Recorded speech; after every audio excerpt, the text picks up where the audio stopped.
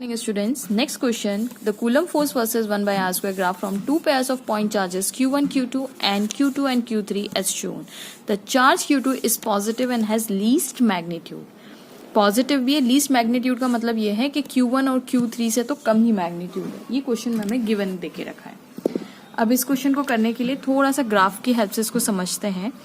सो ये क्या चीज है, ये लाइन बना रहा है. लाइन कब बनती है? When the equation follows y is equals to mx plus C. क्या फॉलो करती है equation? y is equals to mx plus C follow करती, तभी स्ट्रेट बन रही है. करेक्ट. अब यहाँ पे देखिए आप कि y, पहले तो ये वाला डिस्टेंस देखते हैं. ये वाला जो ग्राफ है ये q1 और q2 के बीच का ग्राफ है. ठीक है, पहले इसको स्टडी कर लेते हैं. तो फोर्स इसका कितना होगा? तो लेट्स सपोज ये जो फोर्स निकला इसका, दिस फोर्स, ये इतना आया और इसकी वैल्यू मैं मान लेती हूँ F1 है. ओके. और ये यहाँ पे अगर आप डालेंगे इसको तो ये क्या चीज है? ये 1 बाय आर स्क्वायर है और ये एक्स एक्सिस है. करेक्ट. ये वाई एक्सिस है हमारी. तो ये क्या है? लेट्स सपोज ये है 1/r1 का स्क्वायर है, सपोज करते हैं. ठीक है.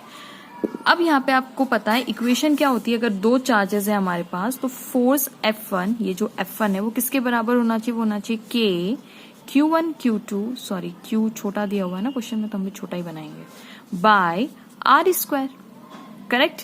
K Q1 Q2 मतलब इसका और इसका प्रोडक्ट हो जाएगा, मतलब आर स्क्वायर. यही होता है ना force between the two charges, K Q1 Q2 by R square. अब इसको गौर से देखिए. Force between the two charges is given by this. Okay. अब ये मैं R1 नाम दे देती हूँ क्योंकि इसको मैंने R1 से वो किया हुआ है. थोड़ा सा इसको प्यार से लिखते हैं. अच्छा, K की वैल्यू मैं बार बार बोलती हूँ 1/4 पाई एप्सिलॉन 0 होती है. तो K Q1 Q2 into 1 by R1 का स्क्वायर कर दू इसको. अब गौर से देखिए, ये जो है ये y एक्सिस पे है. Okay, this is y is equals to, अब ये पूरा क्या चीज होगी? इस इक्वेशन को अगर फॉलो करें तो y एक्सिस पे मेरा क्या है? F1. और ये किस चीज पे? दिस R1 1/r1 स्क्वायर कहाँ पे बिलोंग कर रहा है? ये मेरा x पे बिलोंग कर रहा है पूरा के पूरा. इस पूरे की वैल्यू x पे है, मतलब x किसके बराबर है? अगर मैं यहाँ पे सपोज कीजिए 3 बोलती हूँ, 1/r1 स्क्वायर की वैल्यू सपोज कीजिए मैंने 10 बोला, तो x की वैल्यू 10 होगी. यानी यहाँ पे 10 होगा किसके बराबर? 1/r1 स्क्वायर के. मतलब आप देखिए, अगर आप इसको सॉल्व करेंगे तो you will get a definite value. तो लेट्स से वो 1/r1 स्क्वायर की डेफिनेट वैल्यू हो गई 10. तो 10 एक नंबर x पे लाई कर रहा है ना, ये x पे लाई कर रहा है ना, तो ये मैं पूरा के पूरा एज अ x मान सकती हूँ क्या? x का मतलब x की कुछ वैल्यू मान सकती हूँ, बिल्कुल हो सकता है. तो इसको मैंने x नाम दे दिया. तो x के साथ देखिए, x के साथ जो भी होता है वो होता है स्लोप. तो ये हो गया स्लोप यानी m, और प्लस c लगता है यहाँ पे. लेकिन यहाँ पे c कितना होगा? 0. c क्या होता है? जनरली इंटरसेप्ट होता है. ये इसको हम बोलते हैं इंटरसेप्ट c. अब यहाँ पे इंटरसेप्ट कितना है? 0, क्योंकि दोनों के दोनों ग्राफ जो है वो ओरिजिन से जा रहे हैं. ठीक है. तो c इज 0 ओवर हियर. तो हमारी इक्वेशन क्या बन गई? y is equal to mx. अब क्योंकि ये वाला ग्राफ है तो मैं इसका स्लोप m1 नाम दे देती हूँ, और ये जो है ये x1 है तो मैं इसको x1 नाम दे देती हूँ, और ये y1 नाम दे देती हूँ. Where my y1 is equals to f1, where my m1 is equals to कितना होगा? Slope k q1 into q2, और where my x is equals to क्या बोला मैंने? 1/r1 का स्क्वायर. Got the point. ये मैंने फर्स्ट ग्राफ को सॉल्व कर लिया पूरा के पूरा, जिसमें वो बोल रहे हैं कि q क्या है? पॉजिटिव है. ये जो q की वैल्यू है it is positive and least. तो मुझे बताइए कि q1 q2 का प्रोडक्ट कैसा होगा? q1 should be positive and q2 तो हमें पॉजिटिव गिवन ही है, तो ये भी पॉजिटिव है. कहाँ से पता चला? ये क्वेश्चन में गिवन है लीस्ट पॉजिटिव. तो मुझे बताइए कि अगर दोनों पॉजिटिव है तभी तो फोर्स इज पॉजिटिव, तभी तो फोर्स का मैग्नीट्यूड इस पूरे को आप सॉल्व करेंगे तो पॉजिटिव आया होगा, विच इज F1 के बराबर. तो ये पॉजिटिव क्यों? क्योंकि q1 भी पॉजिटिव है एंड q2 भी पॉजिटिव है. ठीक है. अब हम सेकंड को सॉल्व करते हैं. सिमिलरली यहाँ पे आइए. ठीक है. यहाँ पे अगर करेंगे तो k q2 इंटू q3 बोला उन्होंने, करेक्ट बात है, डिवाइडेड बाय r2 स्क्वायर, क्योंकि दो चार्जेस के बीच का डिस्टेंस की बात कर. अब इसको प्यार से सॉल्व करते हैं. तो q2 into q3 into 1/r2 square. देखिए ये है किसके बीच में graph? f divided by 1/r2. अच्छा, r2 मैंने किसको माना हुआ है? ये यहाँ तक नहीं है, मैंने थोड़ा सा ग्राफ ऐसे बना दिया है, ये इतना नहीं है, ओके, यहाँ तक ही है, ओके, ये इतना नहीं था क्वेश्चन के अंदर, ये शायद गलती से एक्स्ट्रा बन गया मुझसे, ओके। तो ये डिस्टेंस कितना है, ये डिस्टेंस मैं मान के चलती हूँ 1/r2 का स्क्वायर है, ओके, 1/r2 का स्क्वायर। अब ऑफकोर्स इसकी भी फिक्स वैल्यू आएगी, तो इसको मैं वापस से इसको मैं x2 मान लेती हूँ, क्योंकि x एक्सिस पे बिलोंग कर रहा है, और लेट्स से यहाँ से यहाँ तक x की वैल्यू कितनी है, यहाँ से यहाँ तक x की वैल्यू कितनी है, x2। सिमिलरली मैंने यहाँ से यहाँ तक की x की वैल्यू कितनी मान ली थी, x1, क्योंकि आप समझ सकते हैं कि वो 1/, सॉल्व करके तो एक वैल्यू ही देगा ना वो, correct.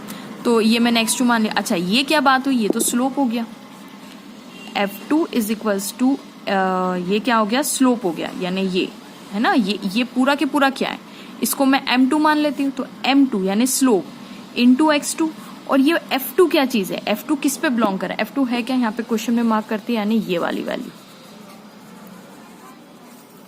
This is called my f2, this is the value of f2, correct बात है, ओके फाइन। अब f2 की वैल्यू कितनी हो गई, f2 इज इक्वल टू इसके बराबर, यानी y एक्सिस पे बिलोंग कर रहा है, देखिए यहां से यहां तक y एक्सिस है, ये f2 है मेरा, दिस इज माई f2, तो y2 की value that is equals to m2x2। देखिए अगेन लाइन की इक्वेशन बन गई, लाइन इक्वेशन करेक्ट है।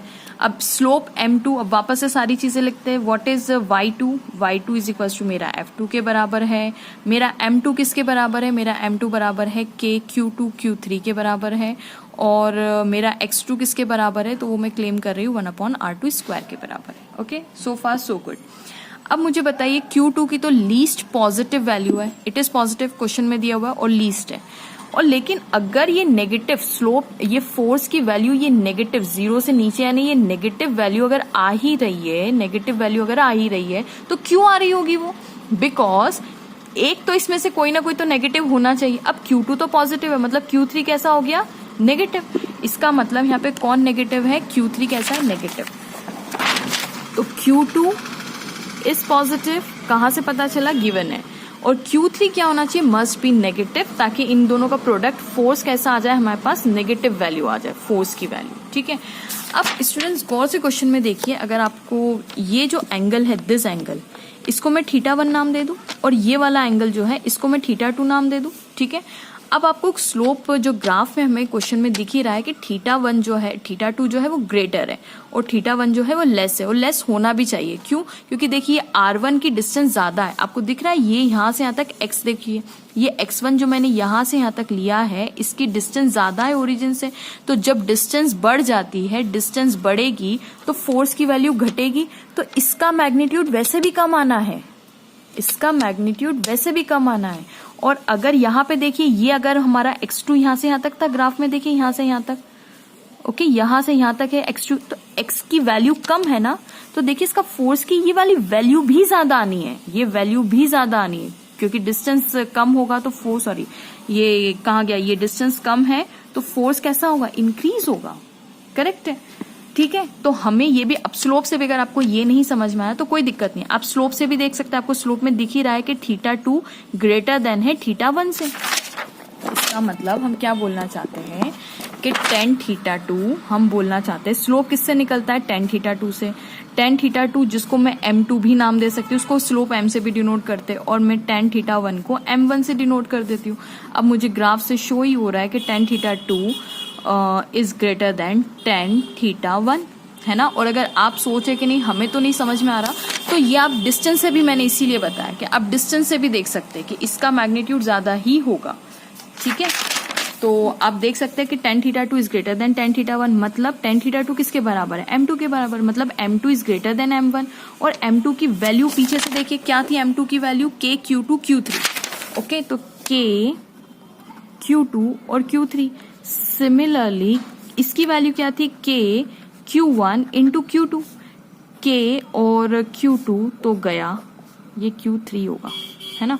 तो इसका मतलब मेरा आंसर आ गया q3 should be greater than q1। अब इन दोनों, देखिए Q2 तो पॉजिटिव भी है और सबसे लीस्ट है, तो इसकी तो बात ही खत्म कर देते हैं। इसका मतलब बनना क्या चाहिए, Q2 इन सब में से लीस्ट है, तो सबसे पहले Q3 should be greater than Q1 और देन Q2। तो करेक्ट ऑप्शन देखते हैं Q3 कौन सा option, Q3, Q1 and Q2. So correct option is D. Hope आपको वीडियो पसंद आया होगा. So please don't forget to like, subscribe and share my channel. Thank you so much for watching.